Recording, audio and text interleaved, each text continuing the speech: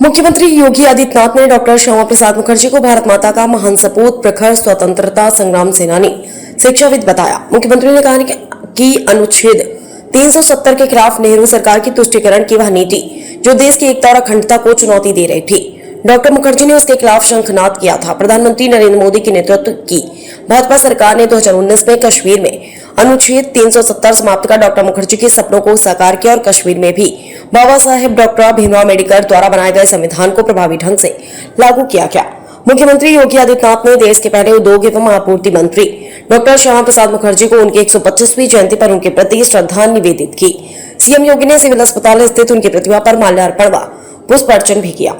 पश्चिम बंगाल भारत का हिस्सा है तो उसमें डॉक्टर मुखर्जी की भूमिका अहम। मुख्यमंत्री ने कहा कि डॉक्टर श्यामा प्रसाद मुखर्जी आजादी के आंदोलन में प्रमुखता से जुड़े। बंगाल को जब पाकिस्तान का हिस्सा बनाने की चालें चली जा रही थी तो श्यामा प्रसाद मुखर्जी इसके खिलाफ खड़े हुए।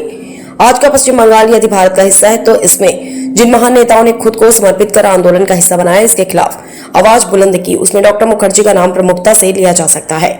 उन्होंने स्वतंत्र भारत के मंत्री के रूप में खाद्य नीति व उद्योग नीति को प्रमुखता से लागू किया। देश की अखंडता के लिए सरकार से भी अलग हो गए थे डॉक्टर मुखर्जी। सीएम ने कहा कि जब नेहरू सरकार की तुष्टीकरण की नीति देश की अखंडता के सामने चुनौती बनी तो सत्ता की राजनीति को तिलांजलि देते हुए वे सरकार से अलग हो गए।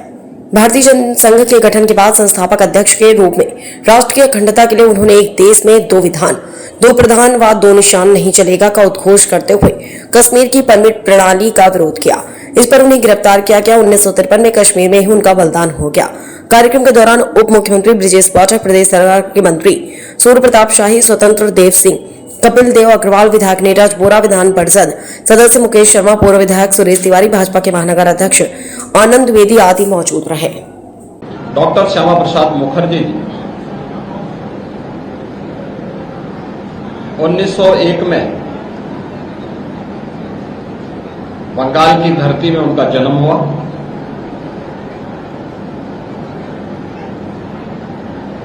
उच्च शिक्षा अर्जित करने के साथ ही एक प्राध्यापक के रूप में उन्होंने अपना जीवन की शुरुआत की। मात्र 33 वर्ष की उम्र में कोलकाता विश्वविद्यालय के कुलपति के रूप में, एक शिक्षाविद के रूप में उन्होंने अपनी महत्वपूर्ण सेवाएं दी। देश की आजादी के आंदोलन में वे प्रमुखता के साथ जुड़े। बंगाल को जब पाकिस्तान का हिस्सा बनाने की कुछ सी चालें चल रही थी, इसके खिलाफ डॉक्टर श्यामा प्रसाद मुखर्जी उठ खड़े हुए थे। आज का जो पश्चिमी बंगाल है, अगर वह भारत का हिस्सा है, इसमें जिन महान नेताओं ने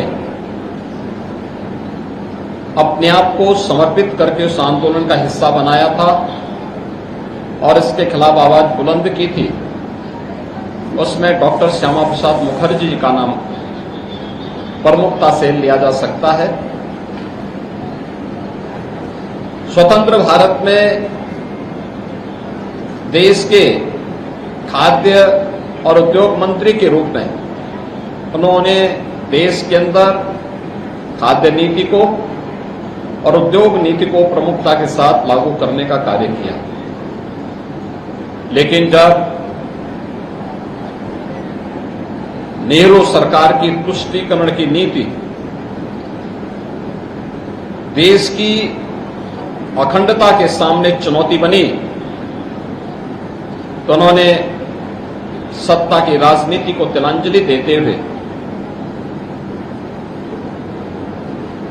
उन्होंने अलग सरकार से अलग हो गए थे।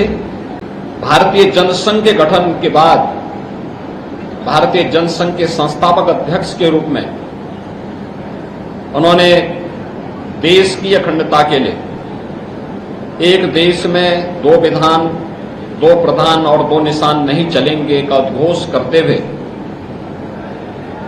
कश्मीर की परमिट प्रणाली का विरोध किया। उन्हें गिरफ्तार कर दिया जाता है। 1953 में कश्मीर में ही उनका बलिदान होता है। डॉक्टर श्यामा प्रसाद मुखर्जी ने धारा 370 के खिलाफ नेहरू सरकार की तुष्टीकरण की नीति के खिलाफ जो शंखनाद किया था, जो देश की एकता और अखंडता को चुनौती दे रही थी, उस सपने को साकार किया है प्रधानमंत्री मोदी जी के नेतृत्व में भारतीय जनता पार्टी की सरकार ने। जब 2019 में कश्मीर में धारा 370 समाप्त करते हुए कश्मीर के अंदर भी भारत के कानून को, बाबा साहब भीमराव अंबेडकर के द्वारा बनाए गए संविधान को प्रभावी ढंग से लागू करने का कार्य किया गया। यह हम सबके लिए सौभाग्य का विषय है। जिस बंगाल को पाकिस्तान के खूनी पंजे से बचाने में महती भूमिका का निर्वहन डॉक्टर श्यामा प्रसाद मुखर्जी ने किया था, वही बंगाल आज डॉक्टर श्यामा प्रसाद मुखर्जी को अपना आदर्श मानने वाली भारतीय जनता पार्टी के शासन का हिस्सा बना हुआ है। बंगाल में डॉक्टर श्यामा प्रसाद मुखर्जी से जुड़े हुए उन सभी स्थलों के पुनरुद्धार के लिए आज बंगाल की डबल इंजन की सरकार प्रभावी ढंग से कार्य कर रही है।